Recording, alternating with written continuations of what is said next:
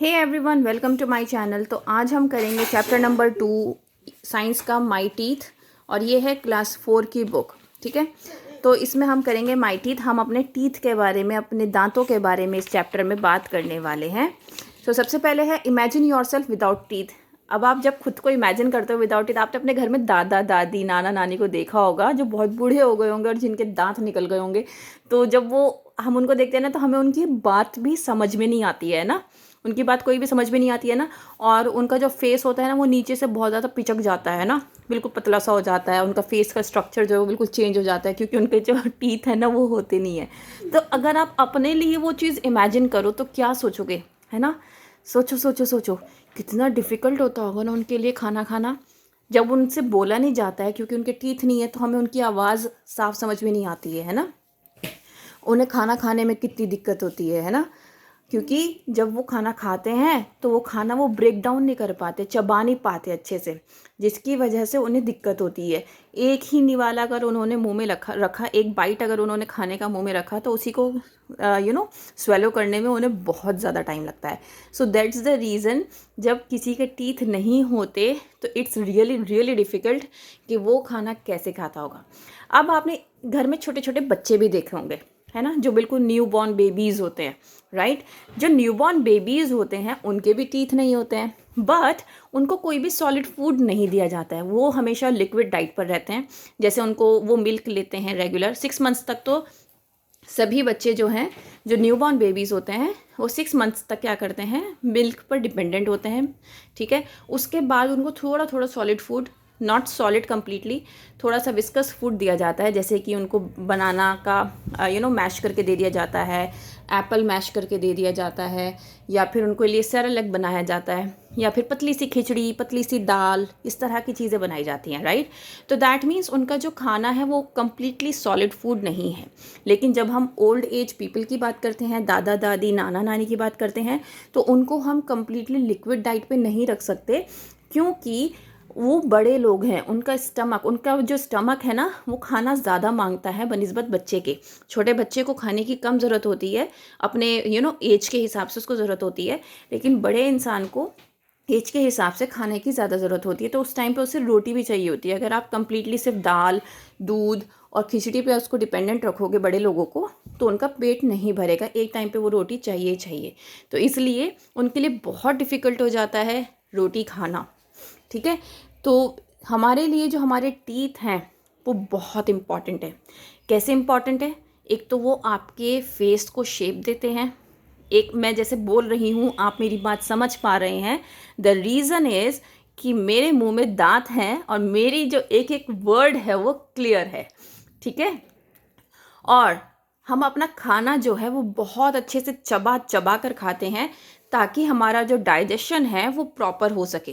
क्योंकि डाइजेशन भी तो तभी होगा ना जब आपका जो फूड है वो ब्रेक डाउन हो जाएगा छोटे छोटे टुकड़ों में, और फिर उसके बाद उसके अंदर जूसेस मिक्स होके वो डाइजेस्ट होगा और हमें एनर्जी प्रोवाइड करेगा, ताकि हमारी ग्रोथ हो सके, राइट।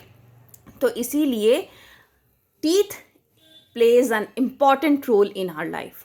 ठीक है, now by the age of 3 you had 20 teeth. जब आप 3 साल तक के हो जाते हो तब आपके मुंह में 20 टीथ होते हैं, 10 नीचे वाले जॉ में और 10 ऊपर वाले जॉ में। ठीक है, ये आपके फर्स्ट सेट ऑफ टीथ कहलाते हैं। इनको हम मिल्क टीथ भी बोलते हैं।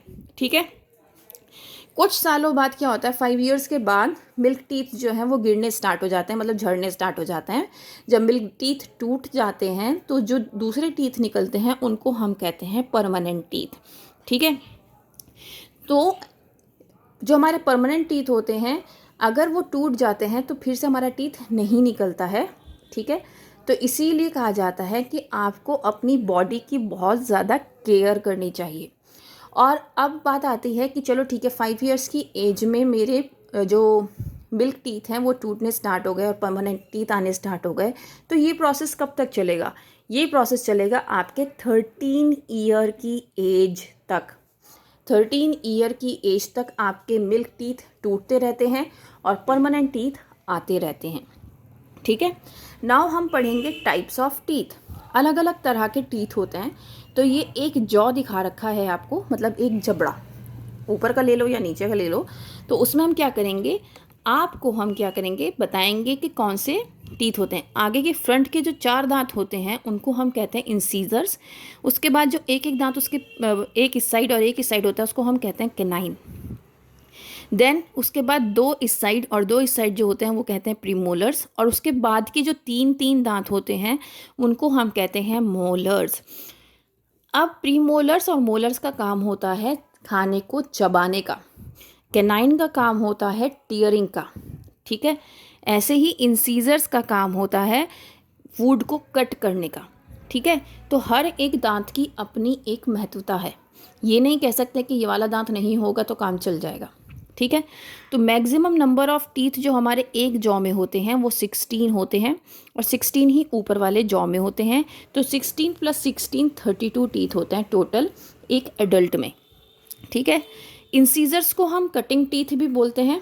रीज़न क्या है, फ्रंट 4 टीथ क्या है, इनको इंसीजर्स बोला जाता है इनके, क्योंकि शार्प एजेस होते हैं और ये फूड को कट करने में स्मॉल पीसेस में काम में लाया जाता है। कैनाइंस को हम टीयरिंग टीथ भी बोलते हैं। 2 शार्प और पॉइंटेड टीथ होते हैं उनको कैनाइन कहा जाता है, जो कि हर एक जॉ में होते हैं।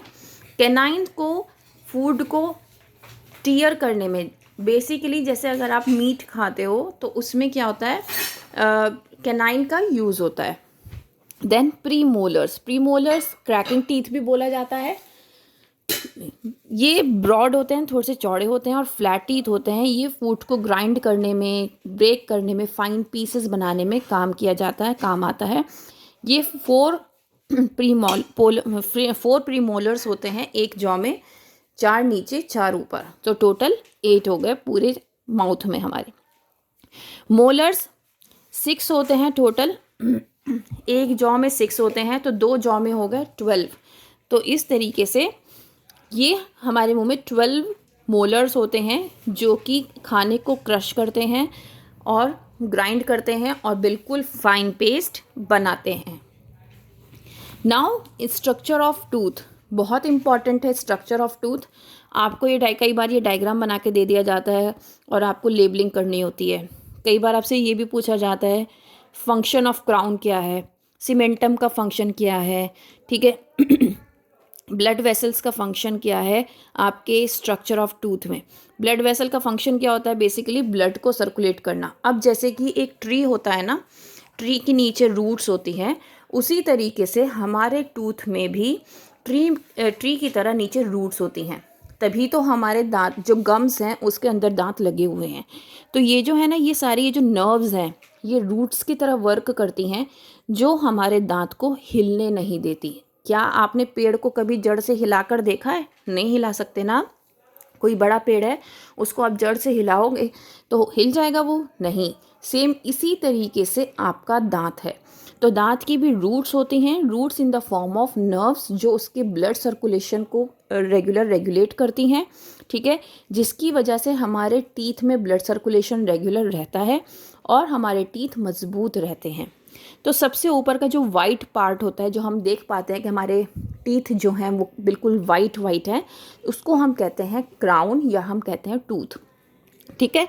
अब उसके नीचे जहाँ पर ये हमारा टीथ लगा हुआ होता है, टूथ जो लगा हुआ होता है, उसको हम कहते हैं गम, जिनको हम मसूड़े भी बोलते हैं हिंदी में, ठीक है, गम, ठीक है। अब इन गम्स में क्या होती हैं, बहुत सारे ब्लड वेसल्स होती हैं, ठीक है, जिसका काम क्या होता है, हमारे टूथ तक प्रॉपर ब्लड सर्कुलेशन को पहुंचाना। उसी के नीचे क्या होता है, क्राउन के नीचे एक लेयर होती है जिसको हम कहते हैं सीमेंटम। सीमेंटम का काम होता है, सीमेंटम एक ऐसा पार्ट होता है, ये देखो बोलना एक स्ट्रक्चर होता है एक टूथ में, ठीक है, जो हर एक टूथ को किससे, गम से क्या करता है, उसको अटैच करके रखता है, हमारे जॉ बोन में अटैच करके रखता है, ठीक है। नाउ गम्स क्या कहते हैं, हमारे टीथ के चारों तरफ होते हैं और हमारे जॉ बोन को कवर करते हैं, ठीक है। हमेशा याद रखिए, अगर आपका टीथ हिल रहा है तो दैट मीन्स वो गम से, मतलब उस अपनी रूट से वो अलग है। तभी तो हमारे मिल्क टीथ जो है वो टूटते हैं ना।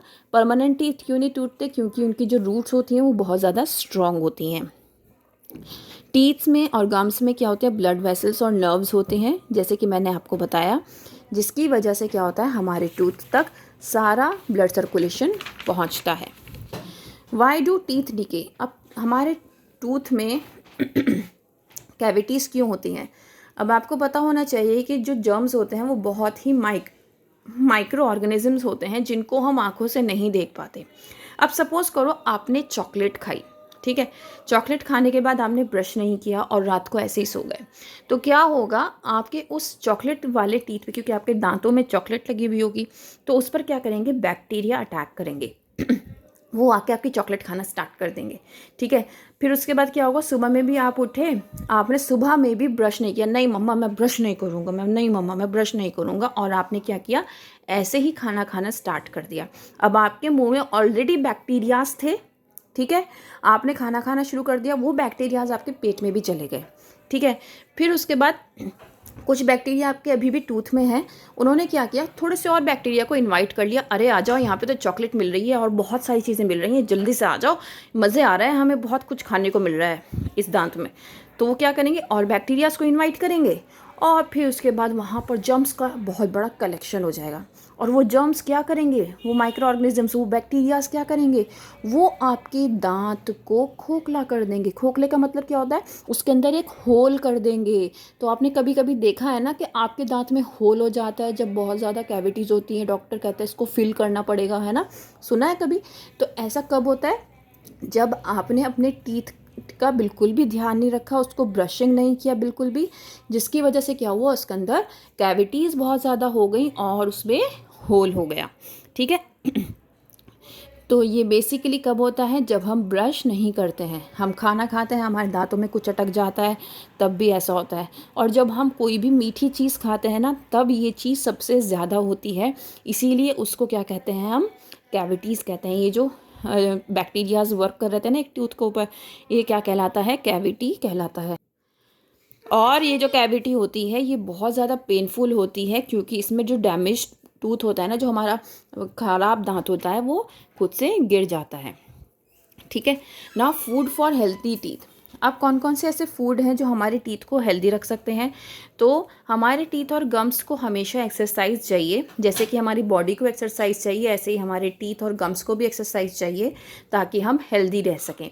तो हमें कोई भी खाना जो है हम खा रहे हैं तो उसको लंबे समय तक चबाना चाहिए, ताकि हमारे टीथ और गम्स की एक्सरसाइज हो सके, ठीक है। Green vegetables, milk, oranges, lemons, bananas, fish, ये क्या है, हमारे टीथ के लिए बहुत अच्छे हैं, ठीक है। ये हमारे टीथ को और गम्स को हेल्दी रखते हैं। Now brushing teeth the right way. Teeth अगर हम ब्रश तो कर रहे हैं लेकिन उसके बाद भी हमारे दांतों में कैविटीज़ हो रही हैं, तो रीज़न क्या है, दैट मीन्स आप ब्रशिंग जो है वो करेक्ट वे में नहीं कर रहे हैं। तो ब्रशिंग करने का तरीका सबसे पहले आपको पता होना चाहिए। हमें हमेशा दांतों के बीच में ब्रश करना चाहिए, फ्रंट में भी, बैक में भी, और अपने क्राउन एरिया में भी, मतलब मुंह को आ की तरह, जैसे हम आ बोलते हैं, खोलते हैं ना अपने मुंह को, तो जब वो ओपन हो जाता है तो पीछे तक, ऊपर नीचे हमें ब्रश करना चाहिए। तो इससे क्या होगा कि आपके जितने भी जर्म्स हैं, कैविटीज़ हैं, या फिर कोई भी स्टक पार्ट है, मतलब जो कुछ खाया आपने वो दांतों में अटक गया था, वो भी सब निकल जाएगा, ठीक है। दांतों को हमेशा दिन में 2 बार हमें ब्रश करना चाहिए, एक बार सुबह में, एक बार शाम में, ठीक है। आपका जो टूथ ब्रश होना चाहिए बहुत ज़्यादा सॉफ्ट होना चाहिए, ठीक है, ताकि आपके ब्रश के जो बीच में पार्ट्स हैं उन तक जा सके, ठीक है, और सारे जितने भी जर्म्स हैं उनको रिमूव कर सके। कभी भी आप जैसे बाथरूम में गए, ब्रश करना स्टार्ट किया, एक बार ब्रश किया, एक बार किया, और एकदम से कुली करके बाहर आ गए, ठीक है, ऐसे नहीं करना है। आपको थोड़ा सा ब्रशिंग में अपने टूथ को टाइम देना है, अपनी ब्रशिंग को टाइम देना है, अच्छे से आपको ब्रश करना है, और फिर उसके बाद अपने माउथ को एटलीस्ट 5 to 6 टाइम्स रिंस करना है, दैट मीन्स कुल्ली करनी है, ठीक है। तो इस तरीके से आपको ब्रशिंग करनी है। तो ये चैप्टर आपका कंप्लीट हो जाता है। उम्मीद करती हूँ कि आपको समझ में आया होगा। If yes, please like share and subscribe. That's all, thank you.